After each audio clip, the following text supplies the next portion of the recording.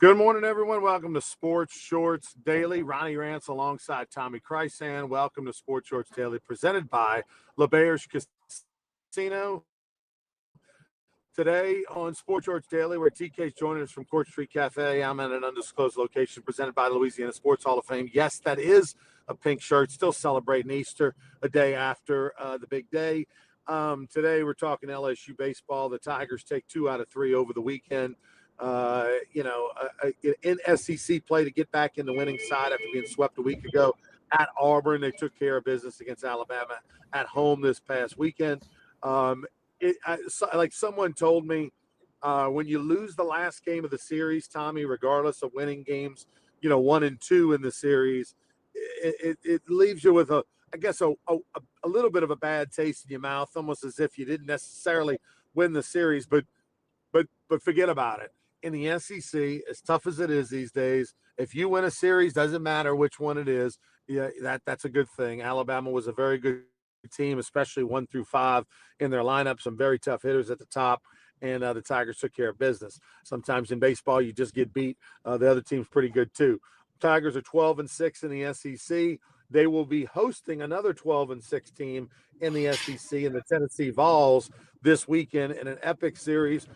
Tennessee is on the schneid a little bit, has lost their last 2 series.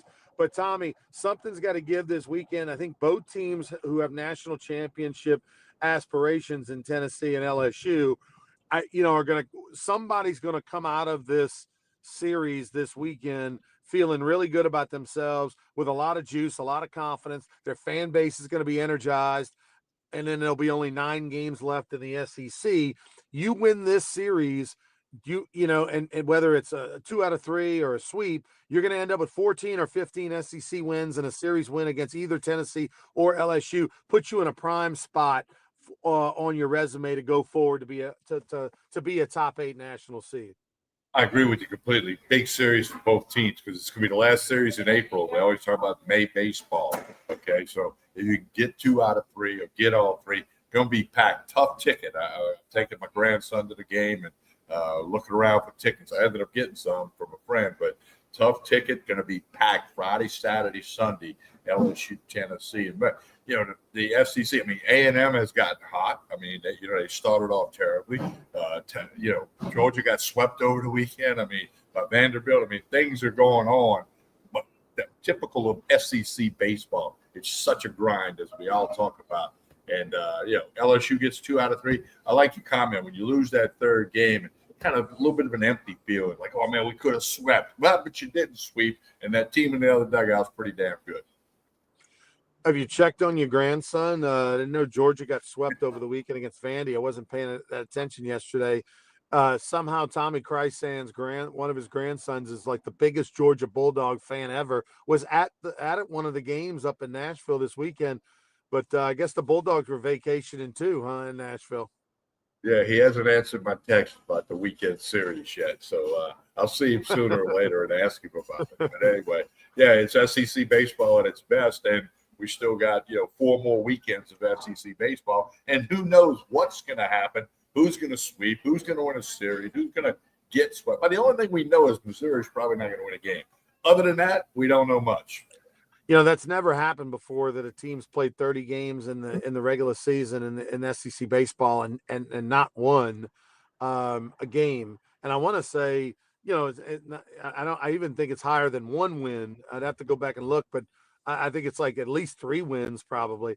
So the fact that Missouri is going to set a record for the least amount of wins in SEC play, and it's potentially 0-30, is shocking, because Missouri's not that bad. You know what I mean? Like, LSU played them the first SEC weekend. It's not like their roster's ridiculous and they don't belong in the league. It's just this league is that tough, and the difference between having no NIL money and not being able to recruit because your facilities aren't very good, and you're, located a little bit northern more than teams want to be for good baseball players, has Missouri in a pickle. And you're right. Carrick Jackson, the former Southern University baseball coach, who's in his 2nd season at Missouri, Tommy, I don't know that he survives going 0-30. As nice of a guy as he is, and he he was in a coach there once before, et cetera, et cetera. You go 0-30, you probably got to make a change. I would think so. That's just so tough. He's such a good guy. I got to know him a little bit when he was coaching at Southern. Also coached as an assistant at Nichols many years ago. So he's got some people in Louisiana that know him. And I hope they can find a way to win a handful or so games. And you know what, Ronnie, too, another thing that's a big topic, all 16 teams are going to the SEC tournament, and it's pure single elimination. So they're worried about the crowds. Like, is Missouri going to bring any fans knowing they're going to lose out, or Mississippi State? You know, you're not going to get the 2-game guarantee thing. I know that it used to be the first round was elimination, then it jumped to 2, then people drove to Hoover. You know, so it's going to be a challenge to see how that goes crowd-wise in Hoover with the new format.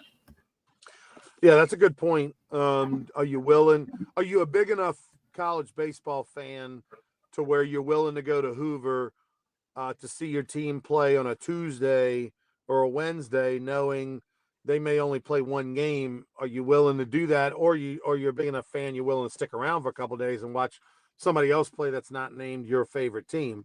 I have a feeling that there's still going to be pretty good crowds over there in Hoover. You know, that place is kind of, I mean, the city of Birmingham, the surrounding areas, they're just as into it as some of the teams that come from far away. And the fact that Alabama's really good this year, it helps. I mean, Alabama's legitimately a mid-tier team. Auburn's a ranked team, and both of those teams feel like they got a shot in the tournament. So that'll help the crowd. All right, so LSU takes care of business.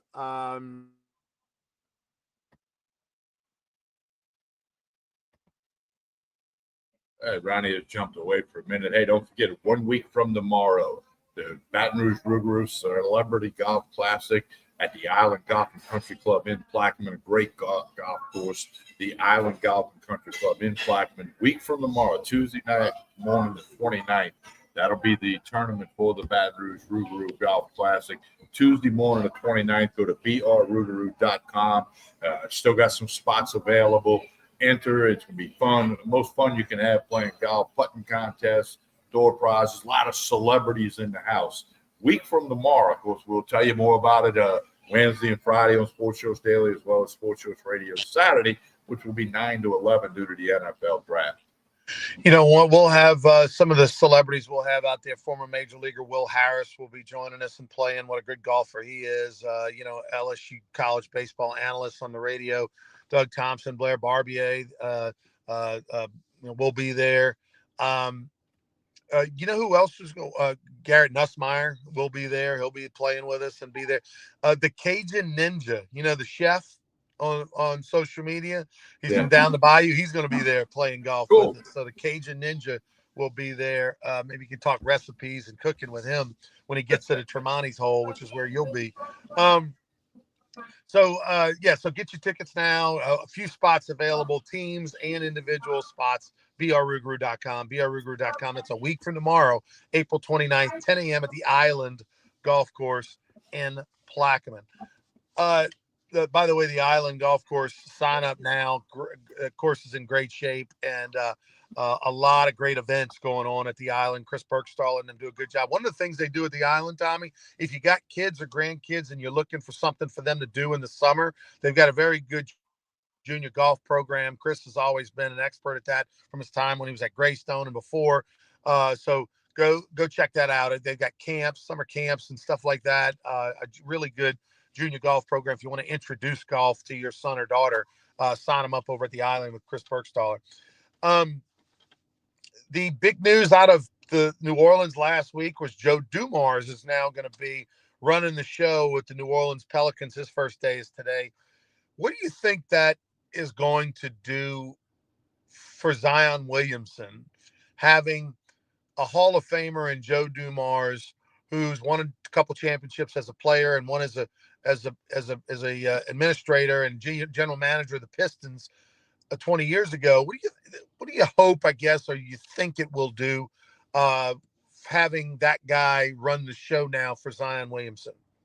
Hopefully Zion will Google Joe Dumars and see his resume, okay? And hopefully Joe can convince him that, hey, to win in the NBA, we got to do this. And you have to do this to collectively help the team. So let's hope he can get between Zion's ears. Zion's got the physical talent. He's battled injuries, maybe more than his fair share, but he's got to get between Zion's ears and make him make a commitment to the Pelicans, to the team, to try to get into the Western Conference playoffs. That's got to be a goal next year. And Dumars starts work today. He's a member of the Louisiana Sports Hall of Fame. He's a legend. Natchitoches Central High School, McNeese, Detroit Pistons, has worked in the NBA office. The resume is there. Time will tell if he can fix the Pelicans, because there's a lot of fixing to be done. Yeah, he was with Detroit for a long time in the front office, and for the first part of his tenure there, first half, he was everything he touched turned to gold, and then after that, it went away from him. I don't know how much was his decisions, how much was just the organization in general, but he stepped away from it, went to the NBA office, worked in player relations and all that, and probably had a chance to take the 1,000-foot perspective of seeing maybe what he did, good and bad, learning the modern day way and the modern day player and the modern day style, which is completely different than what he played and the way Detroit played 20 years ago when they won their title. So I'm curious to see how Joe Dumars blends the old school with the new school style to have success in New Orleans. The one thing he can help with right away, Tommy, is probably off-season free agency recruiting, right? Dealing with players, dealing with agents. They're going to have a lot more respect for him, and hopefully he can be a salesman of that organization, that city, because right now the Pelicans seem to generally get the bottom of the barrel when it comes to, free agents and players like that. And the players just flat out don't want to play in New Orleans outside of being drafted or traded there. Well, the key is he's been around the league. He hasn't had a gap of not being in the NBA, whether it was Pistons or then into the NBA office. So he's been around. So he understands it's a different game than when he won a title in Detroit as a general manager. It's certainly a different game than when he won 2 as a player in Detroit with the Bad Boys and the Pistons. So, Joe's been around, so I think it's going to be okay. I mean, time will tell, but I think this is a good hire on paper for the Pelicans, and we'll see if it translates into wins on the court. By the way, I'm going to let you finish up, Tommy. How about Dylan Cruz? Shout out Dylan Cruz over the weekend. 2 homers in a game against the Colorado Rockies. His first RBIs, his first home runs of the season. He's gotten off to an epically slow start. Hopefully Dylan Cruz now will get it together. TK, I got a meeting to jump into. I'll be back with you on Wednesday for more Sports Shorts Daily presented by LeBears. Sounds good. And don't forget, also on the Sports Shorts Daily Wednesday, we'll talk more NFL draft. That begins Thursday. Round 1 is Thursday. A lot of Saints fans can pay a lot of attention to it, is what I should say. What do they do at the moment picking 9th in the NFL draft? We'll dive heavy into the NFL draft on the Wednesday edition of Sports Shorts Daily. Hey, as always on a Monday, I'm here at Court Street Cafe, 805 Court Street in Port Allen, where you can get breakfast, lunch, dinner. We got steak night on Saturday. And look, connect with Court Street Cafe Port Allen on Facebook or Instagram. They do a great job getting their lunch specials out, dinner special of the week, drink specials in the bar behind me. Connect on Facebook and Instagram, and you always know what's going on here at Court Street Cafe in Port Allen. Jason and staff do a super job. Food's outstanding. Come have some fun and great food with good people at Court Street Cafe in Port Allen. As we always say, like and share this show, whether you're watching on YouTube, Facebook, or X. It helps a lot. It helps Court Street Cafe. It helps LeBears Casino and Hotel in Baton Rouge. When you like this show or you share it on the internet, social media, do that for us, please. Like and share this show. We'll be back on Wednesday morning with another episode of Sports Shorts Daily. I'm Tommy Chrysan. Have a great day, everyone.